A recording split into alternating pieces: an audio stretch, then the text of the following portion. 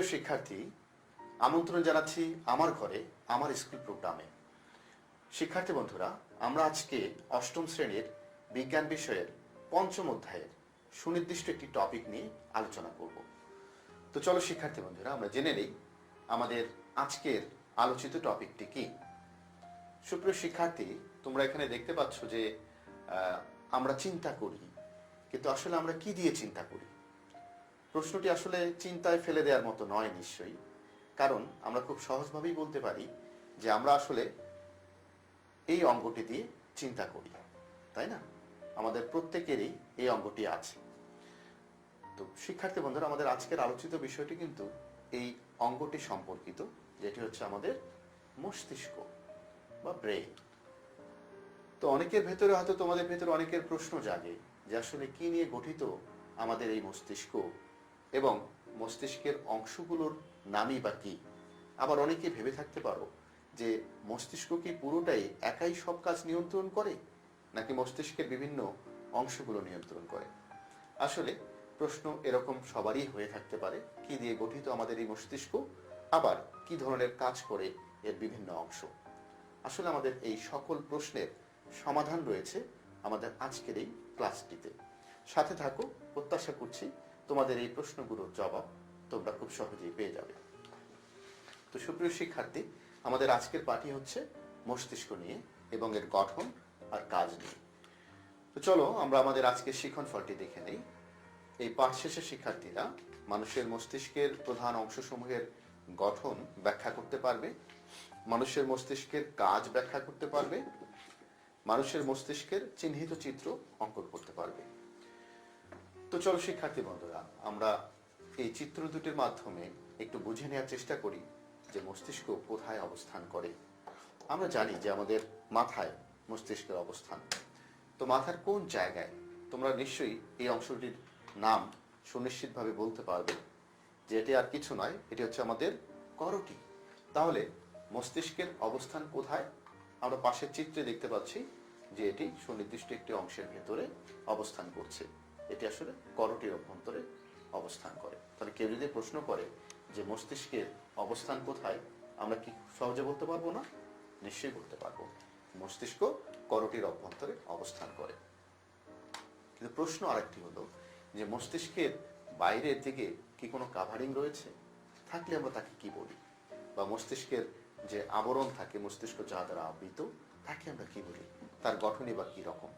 আসলে মস্তিষ্কের এই আবরণকে বলি আমরা মেনিনজেস। আর এটাও মনে রাখা জরুরি, এই মেনিনজেস বা মস্তিষ্কের আবরণী যদি কোনো রোগাক্রান্ত হয়, তাহলে আমরা সেই রোগকে নাম দিয়েছি মেনিনজাইটিস। তাহলে শিক্ষার্থী বন্ধুরা, আমরা দেখলাম যে মস্তিষ্ক মেনিনজেস নামক এক ধরনের আবরণী দ্বারা আবৃত। তো আমরা যদি এখানে দেখি যে এটি হচ্ছে আমাদের মস্তিষ্ক, এবং এই মস্তিষ্কের এই আবরণীটি বা মস্তিষ্কের চারদিকে কিভাবে কাভারিং করে রাখে আমাদের বিভিন্ন অংশগুলো। মস্তিষ্কের একেবারে বাইরের অংশ ত্বক, এবং এর পরের অংশ থাকে হলো অ্যাপোনিউরোসিস, এর পরের অংশটি হলো অ্যাপোনিউরোসিস, এর পরের অংশটি হলো পেরিওস্টিয়াম, কারণ আমরা জানি যে বোনসের বাইরের দিকের আবরণ পেরিওস্টিয়াম। এরপর থাকে হলো বোনস বা অস্থি বা করোটি, আমাদের মস্তিষ্ককে সংরক্ষণ করার কাজে ব্যবহৃত হচ্ছে। এরপরে হলো মস্তিষ্কে যে মেনিনজেস, এটি আসলে তিনটি অংশ নিয়ে গঠিত। তো মস্তিষ্কের মেনিনজেস নামক সুদৃঢ় মজবুত আবরণ দ্বারা আবৃত থাকে, এবং মেনিনজেসের মধ্যে আলাদা আলাদা তিনটি ঝিল্লি বা পর্দা দ্বারা গঠিত অবস্থা থাকে। একেবারে বাইরের দিকে যেটা, সেটার নাম দিয়েছি আমরা ডুরা ম্যাটার। এর পরের অংশটাকে বলেছি আমরা অ্যারাকোনয়েড ম্যাটার। এর পরের অংশটার নাম বলেছি আমরা পায়া ম্যাটার। তাহলে এই তিনটি অংশ নিয়ে বা তিনটি আলাদা ঝিল্লি নিয়ে মেনিনজেস তৈরি। মনে রাখতে হবে, মেনিনজেসের এই তিনটি অংশের নাম হচ্ছে ডুরা ম্যাটার, অ্যারাকোনয়েড ম্যাটার এবং পায়া ম্যাটার। আমরা সুস্পষ্টভাবে একটি মানুষের মেনিনজেস, মস্তিষ্কের আবরণী বা মেনিনজেসের এই তিনটি অংশ দেখতে পাচ্ছি। তো শিক্ষার্থী বন্ধুরা, এই মস্তিষ্ক আসলে প্রধানত কতটি অংশ নিয়ে গঠিত? আমাদের ব্রেইন বা মস্তিষ্ক প্রধানত তিনটি অংশ নিয়ে গঠিত। একটি হচ্ছে অগ্র মস্তিষ্ক বা গুরু মস্তিষ্ক। এটির আবার কিছু অংশ থাকে, যেমন সেরেব্রাম, থ্যালামাস, হাইপোথ্যালামাস। আরেকটি অংশকে বলেছি আমরা মধ্য মস্তিষ্ক, এর অবস্থান আমরা দেখতে পাচ্ছি। যেটি হচ্ছে মধ্য মস্তিষ্ক। মধ্য মস্তিষ্ক আবার অনেকগুলো অংশ থাকে, সেরেব্রাম, পেডাঙ্কাল, কর্পোরা কোয়াড্রিজেমিনো, সেরেব্রাল একুইডাক্ট, এই ধরনের অংশগুলো রয়েছে। তো তোমাদের পাঠ্য বইটিতে মধ্য মস্তিষ্কের শুধুমাত্র মধ্য মস্তিষ্ক কোন অংশে গঠিত, কোন জায়গায় অবস্থান, সে বিষয়টি দেয়া হয়েছে। আর আমরা একটা অংশ দেখতে পাচ্ছি যে পশ্চাৎ মস্তিষ্ক, তাহলে পশ্চাৎ মস্তিষ্ক বা লঘু মস্তিষ্ক থেকে বলেছি আমরা। এটিও কয়েকটি অংশ নিয়ে গঠিত, যেমন সেরেবেলাম, মেডুলা অবল্যাঙ্গাটা এবং পন্স। তো চলো শিক্ষার্থী বন্ধুরা, আমরা প্রত্যেকটি অংশ নিয়ে আলাদা করে আলোচনা করি এবং দেখি প্রত্যেকটি অংশ কিভাবে গঠিত আর কি কাজ করে। আমরা এখানে দেখতে পাচ্ছি যে অগ্র মস্তিষ্ক, যাকে আমরা গুরু মস্তিষ্ক বলে থাকি। অগ্র মস্তিষ্কের মধ্যে বিভিন্ন অংশ আমরা দেখতে পাচ্ছি। এর মধ্যে হচ্ছে অগ্র মস্তিষ্কের সবচেয়ে যে বড় অংশটি, এটি হচ্ছে সেরেব্রাম। তাহলে এই সেরেব্রামটি আবার কিছু অংশ নিয়ে গঠিত, সেটি আমরা একটু পরেই দেখব। তো এর বাইরে আছে হলো হাইপোথ্যালামাস। আমরা অবস্থানটুকু জেনে নিই, এটা হচ্ছে হাইপোথ্যালামাস। হাইপোথ্যালামাসের সাথে আবার পাশে উপরের দিকে এখানে থ্যালামাস অবস্থান করছে। আমরা আবার এই প্রত্যেকটি অংশকেই আলাদা করে দেখি যে এদের গঠনটা কিরকম। তবে মস্তিষ্কের প্রধানত আমরা তিনটি অংশ দেখলাম। অগ্র মস্তিষ্কের প্রধানত আমরা তিনটি অংশ দেখলাম।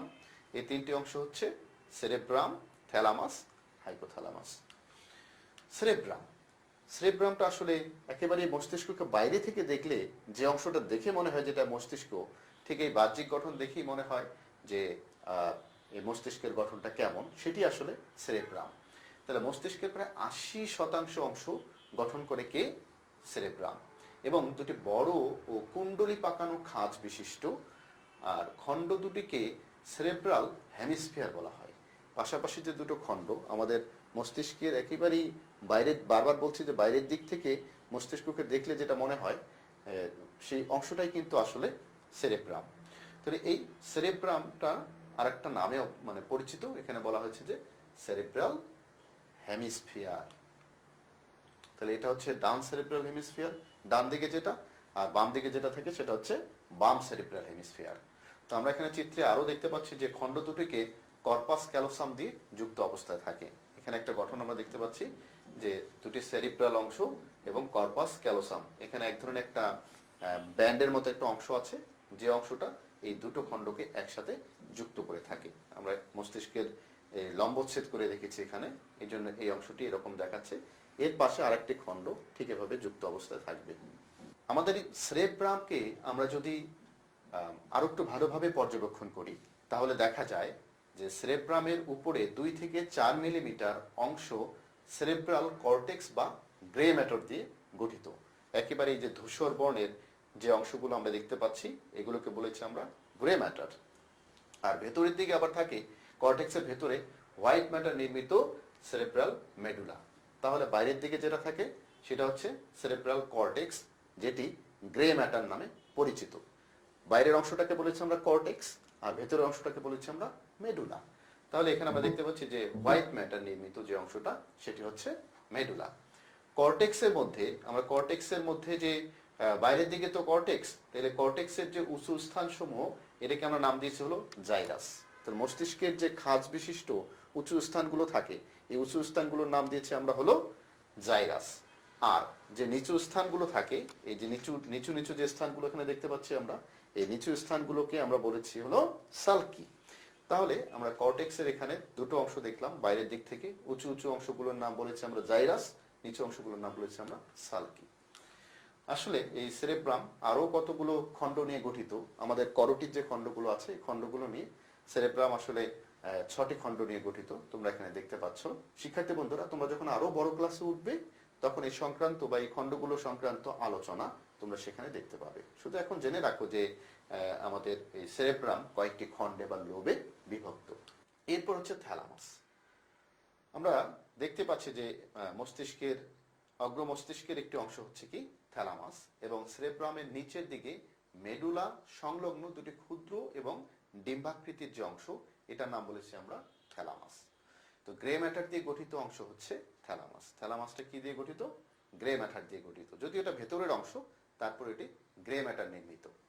প্রতিটি থ্যালামাসের দৈর্ঘ্য হচ্ছে 4 সেন্টিমিটার। একটি স্নায়ুরজ্জুর যোজক দ্বারা এরা পরস্পর সংযুক্ত অবস্থায় থাকে। যেহেতু আমরা দেখলাম যে দুটি থ্যালামাস অংশ কয়টি থাকে? দুটি থাকে, ডিম্বাকৃতির অংশ। এরপরে অংশটুকুর নাম জানি আমরা হাইপোথ্যালামাস। এটিও আমরা আলোচনা করছি যে অগ্র মস্তিষ্কের বিভিন্ন অংশ নিয়ে। তো হাইপোথ্যালামাস কি কাজ করে? এটি থ্যালামাসের ঠিক নিচে অবস্থিত, গ্রে ম্যাটারে নির্মিত এবং অনেকগুলো পৃথক অঞ্চলে বিভক্ত অবস্থায় থাকে। হাইপোথ্যালামাস একটি সূক্ষ্ম অংশের সাহায্যে পিটুইটারি গ্রন্থির সাথে যুক্ত থাকে।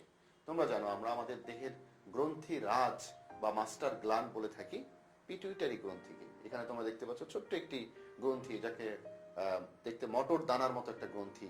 এই গ্রন্থিটাই কিন্তু আমাদের বডির সব গ্রন্থি কাজগুলোকে নিয়ন্ত্রণ করে, সব ধরনের হরমোন ক্ষরণকে নিয়ন্ত্রণ করে। প্রিয় শিক্ষার্থী, আমরা এবার দেখতে পাচ্ছি যে আমাদের মস্তিষ্কের 2 নম্বর খণ্ডটি বা অংশটি, সেটি হচ্ছে মধ্য মস্তিষ্ক। আমরা চিত্রে এখানে দেখতে পাচ্ছি যে আমাদের মধ্য মস্তিষ্কের অবস্থাটি ঠিক এখানে, এবং মধ্য মস্তিষ্ক আরো অনেকগুলো অংশ নিয়ে গঠিত। তো মধ্য মস্তিষ্ক মোটামুটি 3টি প্রধান অংশ নিয়ে গঠিত। ঠিক বলেছি আমরা, সেরেব্রাল পেডাঙ্কল, কর্পোরা কোয়াড্রিজেমিনা এবং সেরেব্রাল অ্যাকুইডাক্ট। আমি আগেই বলেছি এই অংশগুলোর বিস্তারিত আলোচনা তোমরা তোমাদের পরবর্তী শ্রেণীতে আর উচ্চ শ্রেণীতে পাবে। আপাতত আমরা জেনে রাখি যে আমাদের এখানে পশ্চাৎ মস্তিষ্ক এবং অগ্র মস্তিষ্ক এর মধ্যবর্তী জায়গায় মধ্য মস্তিষ্কের অবস্থান, ঠিক কর্পাস ক্যালোসামের একটু নিচের দিকে, এবং মেডুলা অবল্যাঙ্গাটা আর হলো পন্স এর ঠিক উপরের দিকে এই মধ্য মস্তিষ্কটা অবস্থিত। সুপ্রিয় শিক্ষার্থী, এবার আমরা জেনে নেই আমাদের মস্তিষ্কের যে লাস্ট অংশটি অর্থাৎ পশ্চাৎ মস্তিষ্ক নিয়ে।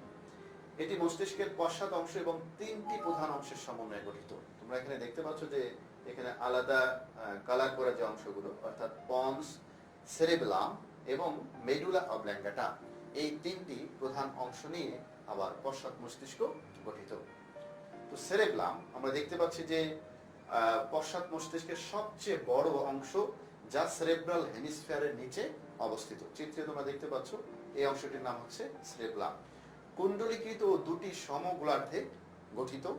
গোলার্ধ দুটি ভার্মিস নামে একটি ক্ষুদ্র যোজকের সাহায্যে পরস্পর যুক্ত অবস্থায় থাকে। তো এই অংশটির নাম হচ্ছে সেরেবেলাম। এরপর আমরা দেখতে পাচ্ছি যে এখানে 2টি অংশ, একটি পন্স এবং মেডুলা অবল্যাঙ্গাটা। আমরা এখন আলোচনা করছি মেডুলা অবল্যাঙ্গাটা নিয়ে, যে পন্সের নিচের কিনারা ঘেঁষে প্রসারিত এই অংশটি হচ্ছে পন্স, যার নিচের কিনারা ঘেঁষে প্রসারিত অনেকটা পিরামিড আকৃতির একটি দণ্ডাকার অংশ, যার নাম হচ্ছে মেডুলা অবল্যাঙ্গাটা। তো মেডুলা অবল্যাঙ্গাটা কি করে? করোটিক স্নায়ুর উৎপত্তি স্থল হিসেবে কাজ করে এবং সংশ্লিষ্ট স্নায়ুর কাজ নিয়ন্ত্রণ করে। এখান থেকে যে স্নায়ুগুলো বেরিয়ে যায় সেগুলোর কাজ নিয়ন্ত্রণ করে।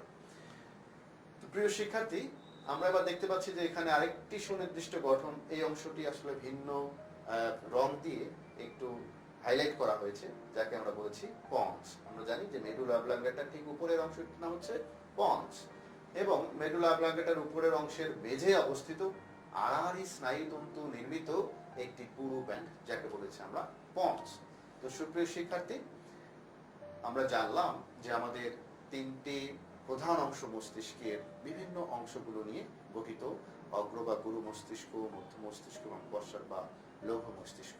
এই মুহূর্তে তোমাদের হাতের কাছে যদি কাগজ কলম থেকে থাকে, তাহলে তোমরা আমার সাথে মস্তিষ্কের 3টি প্রধান অংশের সাথে সম্পৃক্ত যে কাজগুলো তোমরা আমার সাথে চাইলে লিখেও দিতে পারো। আমরা এখানে দেখতে পাচ্ছি যে এটি হচ্ছে আমাদের অগ্র বা গুরু মস্তিষ্ক এবং এর কাজগুলো কি। শিক্ষার্থী বন্ধুরা, তোমরা এখানে দেখতে পাচ্ছ যে একটি বালক খুব চিন্তায় মগ্ন। তো অগ্র মস্তিষ্কের কাজ হলো চিন্তা করা, উদ্ভাবন করা, সৃজনশীল কোনো কাজের সাথে সংযুক্ত করা। এটি একটি কাজ। আমরা দেখছি যে এখানে সে আবার ঘ্রাণও নিচ্ছে, তার মানে কি ঘ্রাণ বা এই ধরনের অনুভূতি গ্রহণের কাজের সাথে রিলেটেড আমাদের অগ্র মস্তিষ্ক। আবার আমরা দেখতে পাচ্ছি যে একজন খুব চিন্তা করে কিছু একটা লিখছে, পরীক্ষার মধ্যে কোনো কিছু লিখছে, তার মানে সে সৃজনশীল কিছু কাজের সাথে রিলেটেড। আমরা আগেও বলেছি এই ধরনের কাজগুলোর সাথে সম্পৃক্ত হচ্ছে আমাদের অগ্র মস্তিষ্ক বা গুরু মস্তিষ্ক। এবং আমাদের দেহের যে পেশি সঞ্চালন, আমরা হাঁটা চলা করি, মুভমেন্ট করি, বিভিন্ন কাজকর্ম করি সব ধরনের, এবং আমাদের দেহের ডান পাশের অংশগুলোর ডান দিকের পেশি, বাম পাশের অংশগুলো বাম দিকের পেশি, এই কাজগুলোর সাথে রিলেটেড হচ্ছে আমাদের এই অগ্র মস্তিষ্ক বা গুরু মস্তিষ্কের কাজ। এবার আমরা দেখে নেই যে মধ্য মস্তিষ্ক তোমরা চিহ্নিত চিত্র দেখে ঠিকই বুঝেছো এটি হচ্ছে মধ্য মস্তিষ্ক। এটি কি কি কাজের সাথে রিলেটেড? তো মধ্য মস্তিষ্ক গুরু মস্তিষ্ক এবং পন্সের মাঝখানে অবস্থিত, এটা আমরা জানি। এবং এটি মূলত হচ্ছে শ্রবণ এবং অক্ষি গোলকের সঞ্চালন বা অক্ষি পেশির সঞ্চালনের সাথে রিলেটেড থাকে। চোখকে নাড়াচাড়া করা, চারদিকে ঘোরানো, এই কাজগুলোর সাথে রিলেটেড থাকে। এবং শোনার ক্ষেত্রে বা শ্রবণের ক্ষেত্রে এরা সহায়তা করে। পাশাপাশি হচ্ছে যে দর্শন দেখার ক্ষেত্রেও মধ্য মস্তিষ্ক ভূমিকা পালন করে থাকে। সুপ্রিয় শিক্ষার্থী, এখানে আমরা চিহ্নিত অংশটি দেখতে পাচ্ছি যে এটি হচ্ছে আমাদের পশ্চাৎ মস্তিষ্কের অংশ। এবং তোমরা জানো, আগে আমরা আলোচনা করেছি, এটি তিনটি প্রধান অংশ নিয়ে গঠিত পশ্চাৎ মস্তিষ্কে: সেরেবেলাম, মেডুলা অবল্যাঙ্গাটা এবং পন্স। তো আমরা জানলাম যে এই অংশগুলো হচ্ছে পন্স, সেরেবেলাম এবং মেডুলা। কি কাজ করে? পাশে চিত্র দেখি আমরা বুঝতে পারতেছি যে আমাদের হার্টবিট নিয়ন্ত্রণ করা, অর্থাৎ হৃৎপিণ্ডের গতিকে নিয়ন্ত্রণ করা, এবং এখানে আমরা দেখতে পাচ্ছি আমাদের শ্বাসক্রিয়াকে নিয়ন্ত্রণ করে, এবং আমাদের পৌষ্টিকতন্ত্রেরও বিভিন্ন কাজের সাথে আসলে পশ্চাৎ মস্তিষ্ক রিলেটেড। এর বাইরেও এখান থেকে বিভিন্ন ধরনের স্নায়ুতন্ত্র বেরিয়ে গেছে, এবং যে স্নায়ুগুলো বেরিয়ে গেছে সেই স্নায়ুগুলোর কাজগুলোকে নিয়ন্ত্রণ করার ক্ষেত্রে এগুলো সহায়তা করে থাকে বা কাজ নিয়ন্ত্রণ করে থাকে। তো সুপ্রিয় শিক্ষার্থী, আমরা তিন ধরনের মস্তিষ্কের যে স্তরগুলো দেখতে পেলাম, বা মস্তিষ্কের গঠনের তিনটি অংশ দেখতে পেলাম, প্রত্যেকটি অংশের কাজগুলো আমরা দেখলাম। চলো এবার আমরা একটি মস্তিষ্কের চিত্র আঁকার চেষ্টা করি। তো মস্তিষ্ক আঁকার চিত্র আঁকার ক্ষেত্রে সবার আগে বাইরের দিকে চাইলে তোমরা এরকম একটি মানুষের অবয়বের মতো এঁকে নিতে পারো। এরপর মস্তিষ্কের মূল গঠনটা কেমন হবে এটুকু লিখে নিতে পারো। এরপর হলো কর্পাস ক্যালোসাম, তারপর হচ্ছে পিটুইটারি গ্ল্যান্ড এবং মেডুলা অবল্যাঙ্গাটা, পন্স, এই জাতীয় অংশগুলো লিখে নিতে পারো। সেরেবেলাম এটি লিখে নিতে পারো, এবং মস্তিষ্কের যে গুরু মস্তিষ্কের যে অংশটি সেটি ভাবে লিখে নিতে পারো। তো সুপ্রিয় শিক্ষার্থী বন্ধুরা, আমরা আমাদের পাঠের মূল্যায়নে চলে যাই। চলো আমরা দেখে নিই আমাদের পাঠের মূল্যায়নে কি আছে। যেখানে একটি প্রশ্ন দেওয়া আছে, উপরে চিত্রে চিহ্নিত কোন অংশটির কাজ ঘ্রাণ নেয়া। আমরা আমাদের আগেই দেখেছি আমরা যে আমাদের সি অংশটি এখানে, অর্থাৎ আমাদের গুরু মস্তিষ্ক, তোমরা চিত্রে দেখতে পাচ্ছ আলাদা করে হাইলাইটিং করছে এখানে, যে আমাদের গুরু মস্তিষ্ক, যার কাজ হচ্ছে ঘ্রাণ নেয়া। বি চিহ্নিত অংশটির নাম কি? খুব সহজে আমরা বুঝতে পারছি যে এটি হচ্ছে সেরেবেলাম, বি চিহ্নিত অংশ, তার মানে ঘ হচ্ছে সঠিক উত্তর। এবং আমরা দেখি যে এ চিহ্নিত অংশটি আবার ডট ডট ডট, তার মানে অসমাপ্ত বাক্য দিয়ে একটি বহুপদী সমাপ্তিসূচক প্রশ্ন এখানে করা হয়েছে। যেখানে গুরু মস্তিষ্ক পন্সের মাঝে, লঘু মস্তিষ্ক নিশ্চয়ই এর নাম লঘু মস্তিষ্ক নয়, যেহেতু আমরা এ চিহ্নিত অংশটিকে সহজেই বুঝতে পারতেছি যে দৃষ্টি এবং শ্রবণ শক্তির সাথে এটি সম্পৃক্ত অবস্থায় থাকে। তাহলে আমরা খুব সহজেই বলতে পারি এটি হলো আমাদের মধ্য মস্তিষ্কের অংশ, এবং এটির আনসার হচ্ছে 1 এবং 3। স্বভাবতই এর বৈশিষ্ট্য অনুসারে আনসার হচ্ছে 1 এবং 3।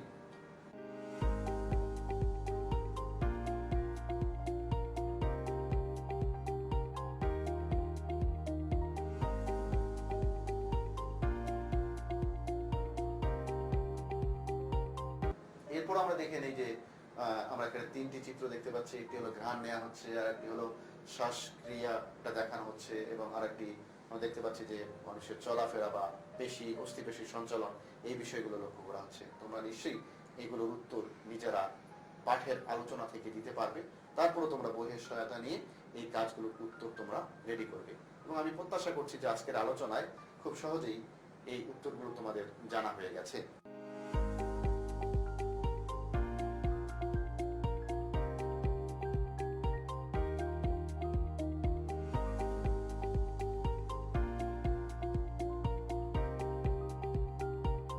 প্রিয় শিক্ষার্থী বন্ধুরা, যেহেতু তোমাদের প্রত্যেকটি ক্লাস থেকে একটি ধারাবাহিক মূল্যায়ন রয়েছে, তো বাড়ির কাজটি ঝটপট লিখে নাও। মস্তিষ্কের চিহ্নিত চিত্র অঙ্কন করো। আমরা দেখেছিলাম যে একটি মস্তিষ্কের চিহ্নিত চিত্র কিভাবে আঁকতে হয়। মস্তিষ্কের চিহ্নিত চিত্র তোমরা এখানে অঙ্কন করবে এবং সেটি সংরক্ষণ করবে। স্কুলে যখন ফিরে আসবে শ্রেণী শিক্ষককে অবশ্যই সেটি দেখাতে হবে। সুপ্রিয় শিক্ষার্থী বন্ধুরা, আমরা আমাদের আজকের ক্লাসের একেবারেই শেষ প্রান্তে চলে এসেছি। তোমরা তোমাদের এই ক্লাসটি তোমাদের প্রিয় কিশোর বাতানে খুঁজে পাবে,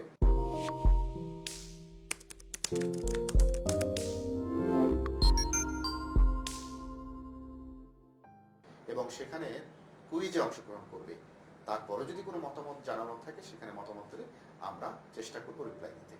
প্রিয় শিক্ষার্থী বন্ধুরা, সকলেই সুস্থ থাকো, নিরাপদে থাকো। ধন্যবাদ।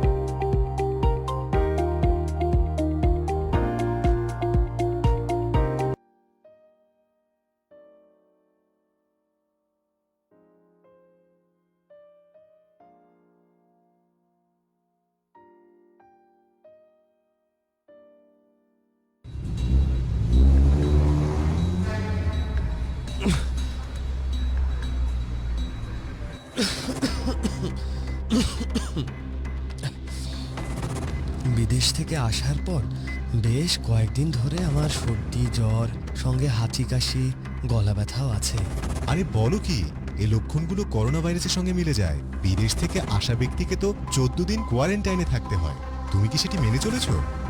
প্রথমে আমি এয়ারপোর্ট থেকে নেমে বাড়িতে এসেছি, পরে বাসায় ঢুকে আব্বা আম্মাকে সালাম দিয়ে বাবুকে আদর করেছি।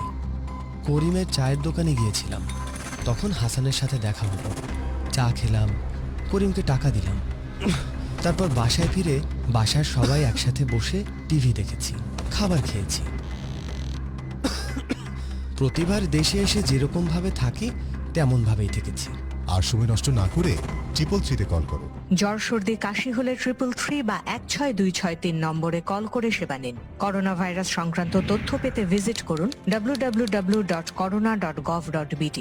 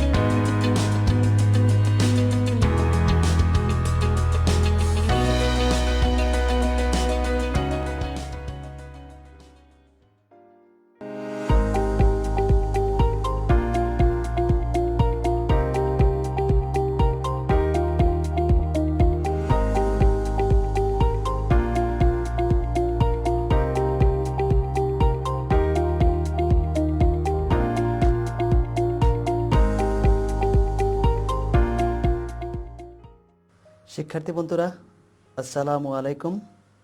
আমার ঘরে আমার স্কুল অনুষ্ঠানে তোমাদের সুস্বাগতম।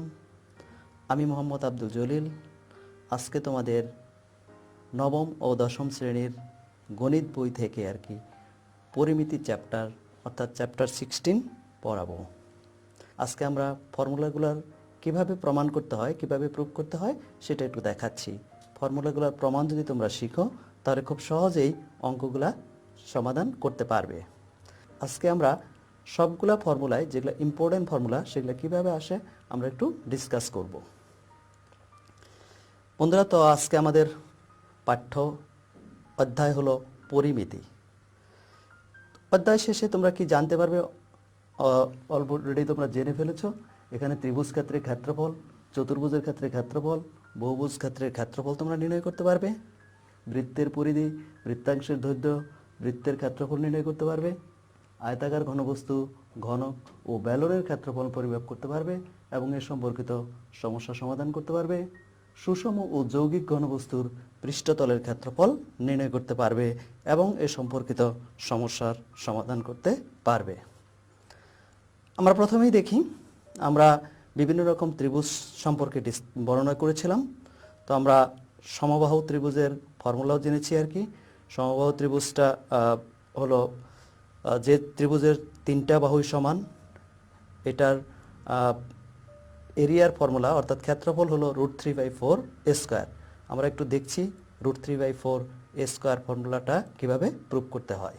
তা আমরা দেখি সমবাহু ত্রিভুজের ক্ষেত্রফল কিভাবে বের করতে হয়। এর ফর্মুলাটা ছিল ক্ষেত্রফল ইকুয়াল টু √3/4 আমরা এখান থেকে এবিসি একটা সমবাহু ত্রিভুজ যার প্রত্যেকটা সাইড এ ছিল এবং এখানে এডি পারপেন্ডিকুলার টু বিসি আঁকলাম। আমরা জানি যে সমবাহু ত্রিভুজ যদি থাকে আর কি, সমবাহু ত্রিভুজের পারপেন্ডিকুলার থার্ড সাইডকে বাইসেক্ট করে।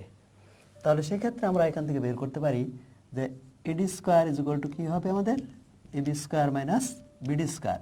এটা আমরা পিথাগোরাস থিওরেম ইউজ করেছি। তো আমরা যদি এখানে মান বসিয়ে দিই, এবির মান কী ছিল এ স্কোয়ার এবং বিডির মান এটা a/2 তার হোল স্কোয়ার, তাহলে এটা আসতেছে আমাদের A square minus A square by 4।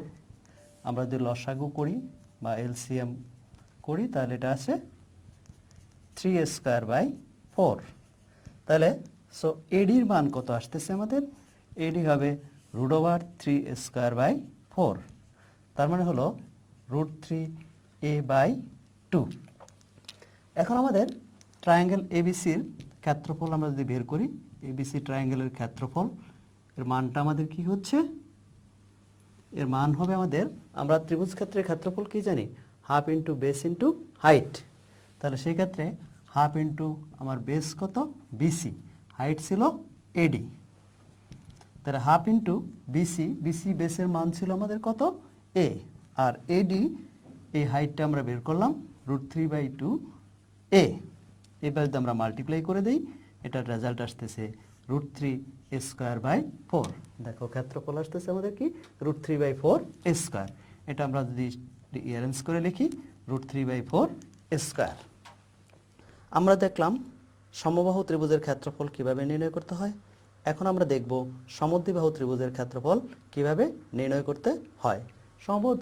সমদ্বিবাহু ত্রিভুজ হলো যে ত্রিভুজের দুইটা বাহু সমান এবং আরেকটা বাহু ভূমি হিসাবে পরিগণিত হয়। সমদ্বিবাহু ত্রিভুজের ক্ষেত্রফল আমরা জানি এটা b/4 √4a² মাইনাস b²।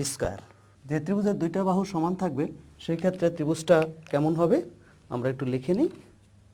ত্রিভুজটা হবে এরকম হবে। সমদ্বিবাহু ত্রিভুজেও যদি আমরা পারপেন্ডিকুলার ড্র করি তাহলে সেটা কি হবে, এখান থেকে এইটুকুর মান হলো আমাদের কি বি, এটা আমরা ট্রায়াঙ্গেলটার নাম দিলাম এবিসি, এখান থেকে একটা পারপেন্ডিকুলার ড্র করলাম এডি। তাহলে সমদ্বিবাহু ত্রিভুজের ক্ষেত্রফল আমরা কি দেখিয়েছিলাম, আমরা ফর্মুলায় দেখেছিলাম সমদ্বিবাহু ত্রিভুজের ক্ষেত্রফল b/4 √4a² মাইনাস b²।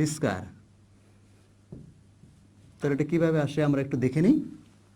তা একইভাবে আমরা জানি যে যদি সমদ্বিবাহু ত্রিভুজে কোনো লম্ব আঁকা হয় তাহলে এটাকে থার্ড সাইডকে অর্থাৎ তৃতীয় বাহুকে বেসকে দুই ভাগে ভাগ করবে। তাহলে সেই ক্ষেত্রে আমাদের এইটুকুর মান হবে কত b/2, এইটুকুর মান হবে b/2। তো সেই ক্ষেত্রে আমাদের একইভাবে পিথাগোরাস থিওরেম ইউজ করে আমরা কি বের করতে পারি, AD square is equal to হবে AB square minus BD square. দেখো এবির মান কি ছিল এ স্কোয়ার আর বিডির মান ছিল আমাদের কি b/2 হোল স্কোয়ার। তো এখান থেকে আমাদের আসতেছে এ স্কোয়ার মাইনাস b²/4। এখানে আমাদের লসাগু হচ্ছে 4 বা এলসিএম হলো 4, তাহলে 4a² মাইনাস b²। সুতরাং এডির মানটা আমাদের কি হবে √4a² মাইনাস b²/4। আমরা উপরেরটা রুট করতে পারি না, উপরেরটা √4a² মাইনাস b²ই থাকছে আর নিচে আমাদের 4কে রুট করলে 2 আসতেছে। তাহলে একইভাবে আমরা যদি বলি এবিসি ট্রায়াঙ্গেলের ক্ষেত্রফল, তাহলে ট্রায়াঙ্গেল এবিসির ক্ষেত্রফলটা কি হচ্ছে আমাদের মনে আছে তোমাদের formula, half into base into height. Half into এখানে আমাদের বেস কত বিসি আর হাইটটা হলো এডি। তাহলে এখানে আমাদের ত্রিভুজ এবিসি ত্রিভুজের ক্ষেত্রফল half into base into height. তাহলে হাফ ইন্টু বেস, এখানে বেস আমাদের কি ছিল, বেসকে আমরা কনসিডার করছি বি, আর এডির মানটা আমরা বের করে ফেলেছি। এডির মান হলো √4a² মাইনাস b²/2। এটা যদি আমরা মাল্টিপ্লাই করি তাহলে এখানে আসতেছে কত b/4 √4a² মাইনাস b²। এটা ছিল আমাদের সমদ্বিবাহু ত্রিভুজের ক্ষেত্রফল। আমরা এবার দেখি আয়তক্ষেত্রের ক্ষেত্রফল আমরা কিভাবে বের করব। আয়তক্ষেত্র যে চতুর্ভুজের বিপরীত বাহুগুলো সমান থাকে এবং প্রত্যেকটা কোণ সমকোণ হয় তাকে আয়তক্ষেত্র বলা হয়। আয়তক্ষেত্রের ক্ষেত্রফল আমরা জানি যে এটা লেন্থ ইনটু ব্রেডথ, অর্থাৎ এটা যদি লেন্থ হয় এটা যদি ব্রেডথ হয় তাহলে আমরা বলতে পারি এটা লেন্থ ইনটু ব্রেডথ, অথবা এর কর্ণের দৈর্ঘ্য হলো √L² প্লাস B²। এখন আমরা দেখি আয়তক্ষেত্রের ক্ষেত্রফল কিভাবে বের করা হয়। এখানে এবিসির একটা আয়তক্ষেত্র, আয়তক্ষেত্র জানি আমরা কি, যে চতুর্ভুজের বিপরীত বাহুগুলোর সমান এবং প্রত্যেকটা কোণ সমকোণ তাকে আয়তক্ষেত্র বলা হয়।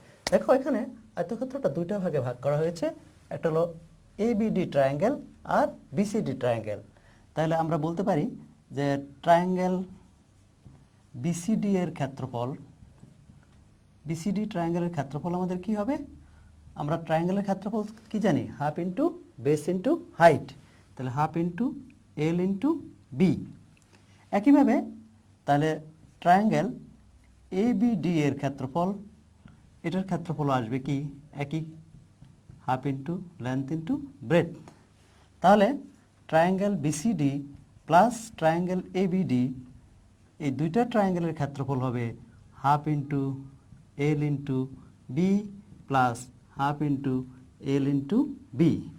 আমরা যদি এখানে হাফ কমন নেই তাহলে কি থাকতেছে, L into B plus L into B. তার মানে হচ্ছে এটা L ইন্টু বি, দুইটা L ইন্টু বি আসবে আর কি। তাহলে 2 কাটা যাচ্ছে, থাকতেছে কি লেন্থ ইন্টু ব্রেডথ। এটাই হলো আয়তক্ষেত্রের ক্ষেত্রফল। একইভাবে আমরা বর্গক্ষেত্রের ক্ষেত্রফলও নির্ণয় করতে পারবো। বর্গক্ষেত্রের ক্ষেত্রফলের ক্ষেত্রে শুধু লেন্থের জায়গায় ওখানে এ দিবে আর ব্রেডথের জায়গায়ও এ দিবে, তাহলে আমরা বর্গক্ষেত্রের ক্ষেত্রফল বের করতে পারবো। আমরা এখন দেখি বর্গক্ষেত্রের ক্ষেত্রফল কিভাবে বের করা হয়। বর্গক্ষেত্রের ক্ষেত্রফল হলো বর্গক্ষেত্রের 4টা বাহু সমান থাকে এবং প্রত্যেকটা কোণ সমকোণ থাকে। এটার ক্ষেত্রফল হলো A ইন্টু A, অর্থাৎ A² হয় এবং এর কর্ণের দৈর্ঘ্য হলো √2a। আমরা এখন দেখি সামন্তরিক ক্ষেত্রের ক্ষেত্রফল কিভাবে বের করতে হয়। সামন্তরিক ক্ষেত্রের ক্ষেত্রফল হলো আমাদের বেস ইন্টু হাইট। সামন্তরিক হলো যে চতুর্ভুজের বিপরীত বাহুগুলো পরস্পর সমান এবং সমান্তরাল থাকে তাকে সামন্তরিক ক্ষেত্র বলা হয়। এর ক্ষেত্রফল হলো বেস ইন্টু হাইট অথবা half into product of diagonals, অর্থাৎ half into D1 into D2, এটা আমরা বলতে পারি। আমাদের সামন্তরিকের আমাদের কর্ণ যে আছে, এই কর্ণটা সামন্তরিককে দুইটা সমান ত্রিভুজে বিভক্ত করে। আমরা যদি এটা সামন্তরিক হয়, ABCD সামন্তরিক মনে করছি, এখান থেকে আমাদের একটা পারপেন্ডিকুলার যদি আমরা ড্র করি, মনে করো এটা একটা পারপেন্ডিকুলার ড্র করেছি, এটার মান আমাদের এটা 90 ডিগ্রি ধরে নিচ্ছি, তাহলে সেই ক্ষেত্রে এটাকে হাইট বলবো আমরা। দ্য ট্রায়াঙ্গেল ABDর ক্ষেত্রফল, ট্রায়াঙ্গেল ABDর যেটা আছে, ABD ট্রায়াঙ্গেলের ক্ষেত্রফল কি হবে, হাফ ইন্টু, এটাকে আমরা বেস বলা হবে আর এটাকে হাইট বলবো।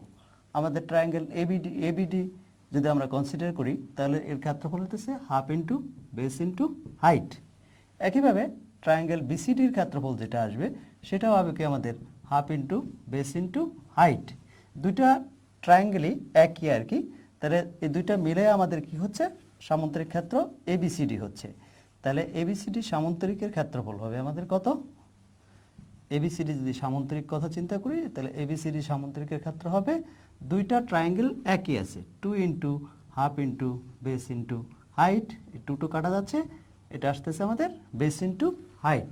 তাহলে সামন্তরিক ক্ষেত্রের ক্ষেত্রফল হবে আমাদের কি, বেস ইন্টু হাইট, অথবা এটা প্রোডাক্ট অফ ডায়াগোনালস বা কর্ণদ্বয়ের গুণফল দিয়েও পরিমাপ করা যায়। এখন আমরা দেখি বৃত্তাংশ বা বৃত্তকলার ক্ষেত্রফল কিভাবে বের করতে হয়। বৃত্তাংশ, বৃত্তের যে কোনো একটা অংশ যেটা থাকে আর কি, যেমন এটা একটা অংশ আছে, এই অংশটার ক্ষেত্রফল আমরা কিভাবে বের করব।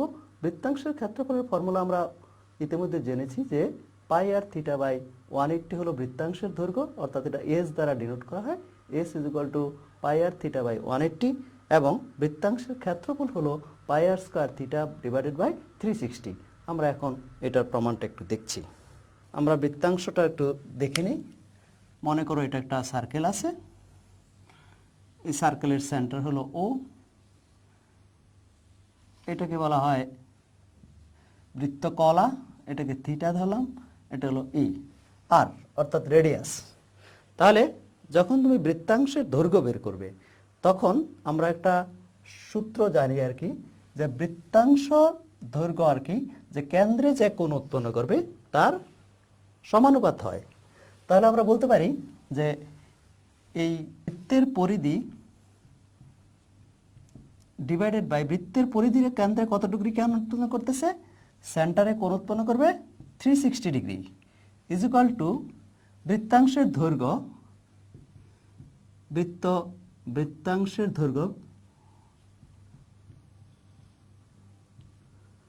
দৈর্ঘ্য ডিভাইডেড বাই বৃত্তাংশের যে দৈর্ঘ্যটা আছে এই জিনিসটা আমাদের সেন্টারে অ্যাঙ্গেল প্রডিউস করতেছে কত, থিটা। তাহলে বৃত্তের পরিধি আমরা কি জানি, twice pi r divided by 360। বৃত্তাংশের দৈর্ঘ্য যদি আমরা এস দ্বারা প্রকাশ করি তাহলে এটা হবে twice pi r by 360 is equal to S by theta. আমরা যদি ক্রস মাল্টিপ্লাই করি তাহলে কি আসতেছে, S into 360 is equal to twice pi r theta. তাহলে এখান থেকে আমরা বলতে পারি S is equal to twice pi r theta by 360। এটা ইউজ করে তোমরা অঙ্ক করতে পারবে, অথবা তুমি যদি কাটাকাটি করো তাহলে এটার মান কত আসতেছে, পাই আর থিটা বাই 360। কাটাকাটি না করেও 180, কাটাকাটি না করেও এই ফর্মুলা ইউজ করেও তোমরা অঙ্কটা করতে পারবে। এটা হলো বৃত্তাংশের দৈর্ঘ্য। আবার যখন তুমি বৃত্তকলার ক্ষেত্রফল বের করবে একইভাবে আমরা লিখতে পারবো। আমি রাফ করে দিচ্ছি। যখন তুমি এটুকুর এরিয়া বের করবা আর কি, অর্থাৎ বৃত্তকলা এটুকুর আমরা এরিয়া বের করব। এরিয়াটাকে আমরা এ দ্বারা যদি ডিনোট করি তাহলে আমরা একইভাবে লিখতে পারি বৃত্তের ক্ষেত্রফল এবং ডিভাইডেড বাই এখানে বৃত্তের ক্ষেত্রফল পুরাটা হলো যে কোণ উৎপন্ন করবে এটার সমানুপাত হয়। তাহলে বৃত্তের ক্ষেত্রফল বাই 360 ইজ ইকুয়াল টু আমরা কি লিখতে পারি, বৃত্তকলার ক্ষেত্রফল ডিভাইডেড বাই বৃত্তকলাটা আমাদের অ্যাঙ্গেল কত প্রডিউস করতেছে, অ্যাঙ্গেল করতেছে আমাদের কত, থিটা। তাহলে বৃত্তের ক্ষেত্রফল আমরা কি জানি, pi r square divided by 360 is equal to বৃত্তের ক্ষেত্রফলকে আমরা এ ধরেছি, এ বাই থিটা। আমরা যদি একইভাবে ক্রস মাল্টিপ্লাই করি তাহলে এ ইন্টু 360 এটার মান হবে কত, পাই আর স্কয়ার থিটা। তাহলে এখান থেকে এ হবে কত আমাদের, পাই আর স্কয়ার থিটা বাই 360। তাহলে বৃত্তকলার ক্ষেত্রফল হচ্ছে আমাদের কত, পাই r square theta by 360 degree. এরপর আমাদের আয়তাকার ঘনবস্তু। আমরা এখন জানবো যে আয়তাকার ঘনবস্তুর ক্ষেত্রফল কিভাবে বের করতে হয়। আয়তাকার ঘনবস্তু এটা একটা 3 ডিমেনশনাল ফিগার, অর্থাৎ এটার লেন্থ, ব্রেডথ এবং হাইট থাকে আর কি। ফিগারটা এরকম থাকে, তোমরা যে ইট দেখেছো ইটটা একটা আয়তাকার ঘনবস্তু, অথবা লুডুর যে ডাইস খেলো এটা ঘনক বলা হয়, এটাও এক ধরনের আয়তাকার ঘনবস্তু। এর ক্ষেত্রফল হলো 2 into AB plus BC plus CA, আর এর আয়তন হলো এবিসি এবং কর্ণের দৈর্ঘ্য হলো √a² প্লাস b²। আমরা দেখি কিভাবে এই আয়তাকার বস্তুর ক্ষেত্রফল বের করতে হয়।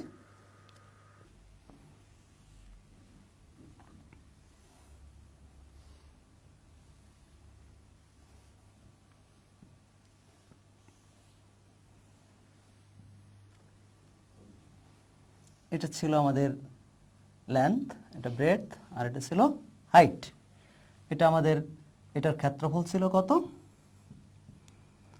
ক্ষেত্রফল ছিল 2 into AB plus BC plus CA. ক্ষেত্রফলটা কিভাবে আসে আমরা একটু দেখে নেই আর কি। আমরা তোমাদের একটা ফিগার দেখাচ্ছি, দেখো এটার কথা চিন্তা করো। দেখো এখানে এটাকে আমরা কনসিডার করেছি দৈর্ঘ্য হিসেবে, আর এটাকে কনসিডার করেছি প্রস্থ হিসেবে। তাহলে দৈর্ঘ্যটাকে আমরা এ ধরেছি, প্রস্থটাকে বি ধরেছি। তাহলে এটার ক্ষেত্রফল হচ্ছে কত, এ ইন্টু বি, তার মানে হলো কি এ বি। এটার ক্ষেত্রফল আর এই পার্শ্বে যেটা আছে এটার ক্ষেত্রফলটাও একই হবে। তাহলে এই পার্শ্বেরটা এই পাশেরটা এবং এই পাশেরটার ক্ষেত্রফল হচ্ছে কি আমাদের 2 ইন্টু এই পাশের এবং এই পাশের দুই সাইডের ক্ষেত্রফল, অর্থাৎ এই পাশে আর এই উপরের পাশেরটার ক্ষেত্রফল হচ্ছে 2 ইন্টু এ ইন্টু বি, দুইটা সারফেস আছে। এরপরে আমরা যদি এই পাশটা চিন্তা করি, দেখো এটা হলো কি প্রস্থ আর এটা হলো কি উচ্চতা বা হাইট, এটাকে ব্রেড বলা হয় আর এটাকে হাইট বলা হয়। তাহলে এটা ক্ষেত্রফলটা কি হবে? বি ইন্টু সি হবে অবভিয়াসলি। তাহলে এটার মান হচ্ছে কত? B into C. এরকম কয়টা আছে? এটা একটা আছে প্লাস এই পাশে আরেকটা আছে, দেখো এই পাশে একটা আর এই পাশে একটা।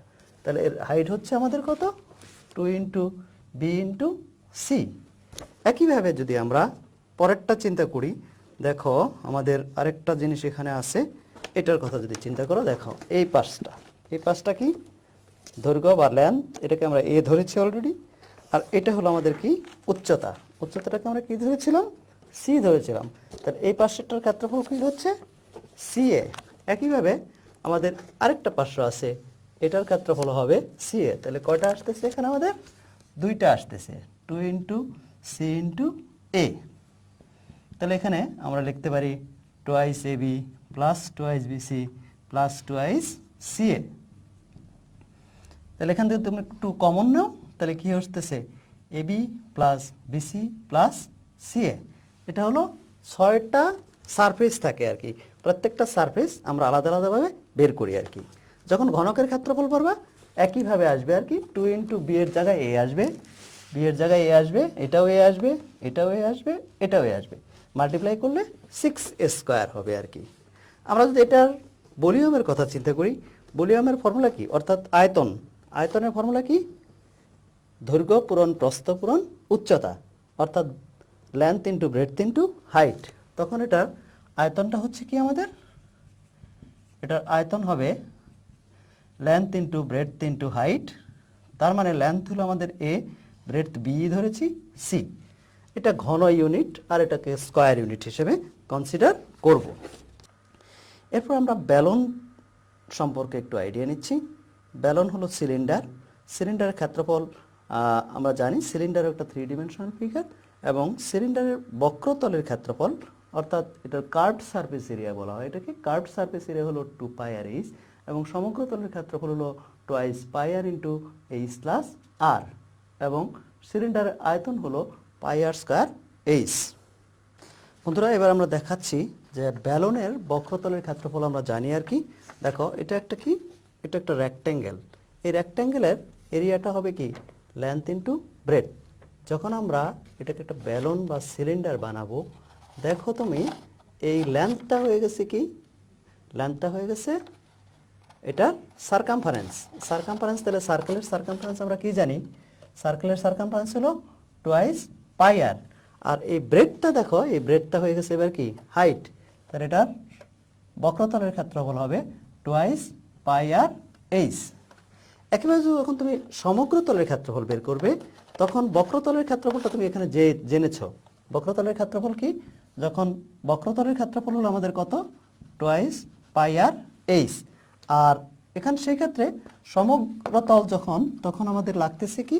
বক্রতলের ক্ষেত্রফল লাগবে প্লাস এই পাশে একটা সার্কেল আছে, এই পাশে একটা সার্কেল আছে, এই সার্কেলের এরিয়া কি? পাই আর স্কয়ার। আর পরে আরেকটা সার্কেল আছে, এটা হলো পাই আর স্কয়ার। তো এটা হবে টোয়াইস পাই আর H plus twice pi r square. আমরা যদি টোয়াইস পাই আর কমন নিই, তাহলে কি থাকতেছে আমাদের? এইচ প্লাস আর। এটা হলো আমাদের কি? সমগ্রতলের ক্ষেত্রফল। আর যখন তুমি আয়তন বের করবে, আয়তনের ফর্মুলা আমরা কি জানি? আয়তন ইজ ইকুয়াল টু কি? আয়তন হলো বেস এরিয়া ইন্টু হাইট আর কি। এখন বেস এরিয়াটা হলো কি আমাদের এখানে? এই নিচের অংশের এরিয়া যেটা আর কি, অর্থাৎ এই নিচের অংশের এরিয়াটা হলো কি? পাই আর স্কয়ার। তাহলে পাই আর স্কয়ার ইন্টু এটার হাইট কি? ব্রেডটা হাইট হয়ে গেছে এইচ। তাহলে তখন আয়তন হবে আমাদের কত? পাই আর স্কয়ার এইচ। বন্ধুরা আমরা ফর্মুলা সম্পর্কে জানলাম। এখন তোমাদের একটা অঙ্ক দিচ্ছি, সেই অঙ্কটা তোমরা বাসায় করে নিবে আর কি। সেটা হলো যে তোমরা অঙ্কটা লিখে নিতে পারো আর কি। আমি কোশ্চেনটা পড়ছি। একটি বর্গক্ষেত্রের পরিসীমা আয়তক্ষেত্রের পরিসীমা সমান আয়তক্ষেত্রটির দৈর্ঘ্য প্রস্থের 3 গুণ এবং ক্ষেত্রফল 972 বর্গমিটার। আয়তাকার ক্ষেত্রের বাইরে 1.5 মিটার প্রস্থ বিশিষ্ট একটি রাস্তা আছে। এক চলকের মধ্যে আয়তক্ষেত্রটির পরিসীমা নির্ণয় করো, বর্গক্ষেত্রটির ক্ষেত্রফল বের করো এবং রাস্তাটি তৈরি করতে 25 × 12.5 বর্গ সেন্টিমিটার তল বিশিষ্ট প্রতিটি ইটের মূল্য 15 টাকা হলে কত খরচ পড়বে? এটা অল বোর্ড 2018 এর একটা কোশ্চেন। তো হোমওয়ার্কটা তোমরা কমপ্লিট করবে এবং কমপ্লিট করার পরে তোমরা স্কুল খুললে তোমরা তোমাদের শিক্ষককে হোমওয়ার্কটা দেখে নেবে। তোমরা যদি আমার এই ক্লাসটা পুনরায় দেখতে চাও তাহলে আমার ঘরে আমার স্কুল অথবা কিশোর বাতায়নে লগ ইন করে ফেসবুক পেজ অথবা ইউটিউব চ্যানেলে এই প্রোগ্রামটা পুনরায় দেখতে পারবে। তোমাদের যদি কোনো সুচিন্তিত মতামত থাকে তাহলে আমাদের ইমেইল অ্যাড্রেসেও জানাতে পারবে। ধন্যবাদ, ভালো।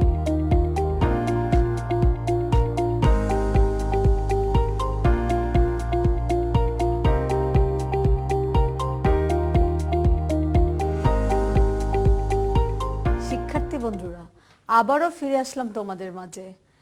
দেশের যে প্রান্তে যেখানে তোমরা থাকো না কেন, আল্লাহর অশেষ রহমতে সুস্থ আছো, ভালো আছো, এই দোয়াই করছি।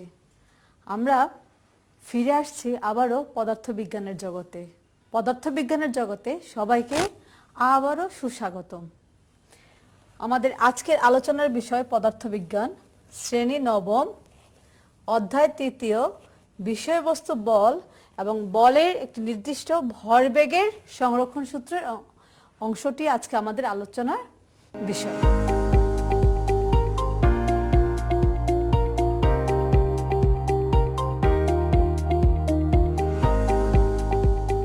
তাহলে চলো সবাই এবার ভরবেগের সংরক্ষণ সূত্রটি আলোচনা করি।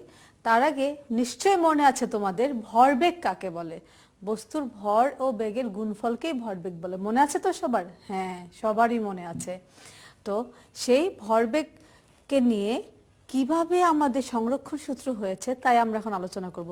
দেখো, চিত্রে দেখা যাচ্ছে দুটি বস্তু। সবাই দেখো, m2 ভরের একটি বস্তু, প্রতীক থেকে বুঝতে পারছো u2। u2 মানে কি? তার আদিবেগ। তার মানে m2 ভরের একটি বস্তু u2 আদিবেগে গতিশীল এবং m1 ভরের অপর আরেকটি বস্তু u1 আদিবেগে গতিশীল। তাহলে আমরা দেখতে পাচ্ছি যে দুটি বস্তু গতিশীল এবং একই দিকে গতিশীল, এবং এই গতিশীল অবস্থায় তোমাদের অবশ্যই একটা শর্ত আমাদের এখানে মানে প্রযোজ্য করতে হবে যে m2 u2 অবশ্যই m1 u1 এর থেকে বড় হবে। আবারও শোনো, m2 u2 m1 u1 এর থেকে বড় হবে, কারণ আমরা সংঘর্ষে লিপ্ত হবে দুটি বস্তু, সে বিষয়ে বর্ণনা করব। তাহলে সংঘর্ষ লিপ্ত হতে গেলে অবশ্যই u2 u1 এর থেকে বড় হতে হবে এবং m2 u2 m1 u1 এর থেকে বড় হতে হবে। তাহলে m2 u2 কি? m2 u2 একটি বস্তুর ভরবেগ এবং u2 যেহেতু আদিবেগ, তার মানে কি আদিভরবেগ, এবং m1 u1 হচ্ছে বস্তুটির দ্বিতীয় বস্তুটির আদিভরবেগ। হ্যাঁ, দেখো চিত্রে তুমি দেখতে পাচ্ছ যে কিছু সময় পর বস্তুদ্বয় পরস্পর সংঘর্ষে লিপ্ত হয়েছে।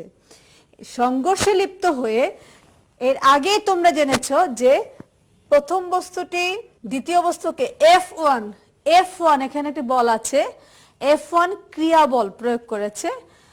অপরদিকে দ্বিতীয় বস্তুটিও প্রথম বস্তুকে F2 প্রতিক্রিয়া বল প্রয়োগ করেছে, এবং দেখতে পাচ্ছ বল দ্বয়ের দিক বিপরীত।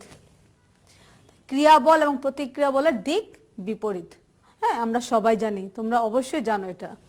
সংঘর্ষের পর বস্তুদ্বয় M2 বস্তুটি V2 শেষ বেগে এবং M1 ভরের বস্তুটি V1 শেষ বেগে গতিশীল হয়ে চলছে।